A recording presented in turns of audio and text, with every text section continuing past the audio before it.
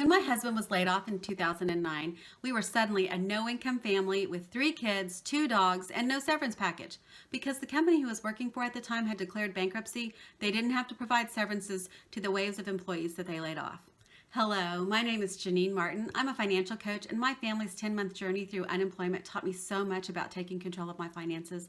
I know how scary it is to wonder if you will have enough money to keep food on the table or to pay your bills. I know how long and frustrating job searches can be because we've lived it.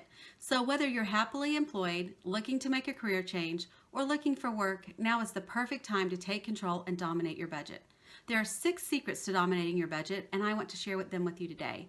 Mastering these secrets will put you on the road to financial freedom and living the life of your dreams. Secret number 1 is to conquer your bills. Make a list of all of your bills and due dates. Look at your bank and credit card statements to find all of the monthly bills you pay and write them down or put them into an Excel spreadsheet. Secret number 2, cut out what you can't afford. This is so difficult, but it must be done. If you are spending more than you bring home in a month, you need to prioritize your spending and cut out anything that is over what you're making. When my husband lost his job, we looked at everything we spent and determined what had to go.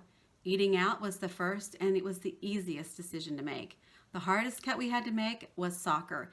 2 of our 3 children were in upper grade school, and they were still very involved in playing soccer.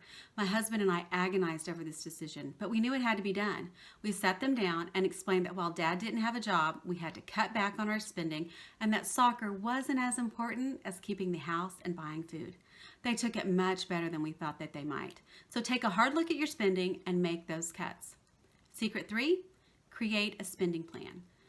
Everyone hates the word budget, but in reality, a budget is just a plan for how you will spend your money. You have to tell your money what to do, or it just seems to spend itself. The goal here is to account for all of your income. Give every dollar that you make a job. This is called zero-based budgeting, and at the end of the payroll period, all of the money you brought home should be assigned a purpose.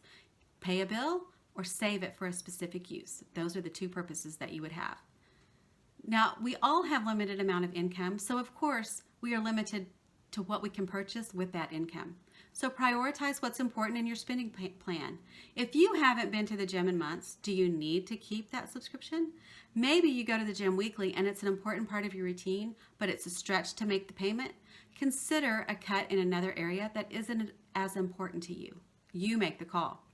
Check out my website for a simple zero-based budgeting worksheet that can get you started. Secret 4, review and update your plan weekly. Set aside a time each week to record what you've spent and plan for upcoming expenses. For couples, it's very important to do this together. As a financial coach, I've learned that if both partners are not on the same page, little progress can be made. Having a shared vision and goal for the future helps put both partners on the same page and makes this so much easier. Secret number 5, strategize your necessary improvements. Your review of your spending plan will show you areas where you need to improve. Take some time to strategize how you can improve where needed. These may be little things and areas that you might not even think about at first. So one of my big areas that needed improvement when we were unemployed was groceries. We had to cut, and that was an area that was hard for me, so my husband helped. We planned each meal, and since we weren't eating out, it had to be a workable plan for busy nights. So we planned when we would cook, when we would have leftovers or sandwiches. Then we made our grocery list. Our goal was to purchase only the items on the list and no extras. At my request, he went to the store with me to help me be accountable at first. Now, over 10 years later, we still shop together because we enjoy it. When we reviewed our plan, our grocery bill was still higher than we wanted it to be, so we stopped buying organic because it was more expensive. Next, we switched to store brands that were less expensive, and if we didn't really like the way they tasted, we would go back to the original. The next tweak was to stop buying prepackaged school snacks because it was cheaper to bag my own, and it was a great job for my youngest. The last tweak was to buy block cheese and to grate it at home because it's cheaper and we really already had that grater. We didn't make all of these changes the first week or even the first month, but we consistently reviewed our plan and found ways to improve. Secret number 6, celebrate your wins. Your consistent review of your spending plan will show you your wins. Maybe you were able to save an extra $50 this month. Maybe you paid off a credit card. Recognize it and celebrate it. Sometimes you just have to celebrate what you don't have. Our big win from our season of unemployment was coming out with no delinquent bills and no credit card debt. So there you have it. These are the 6 secrets to dominating your budget. Now you know how to make your money work for you.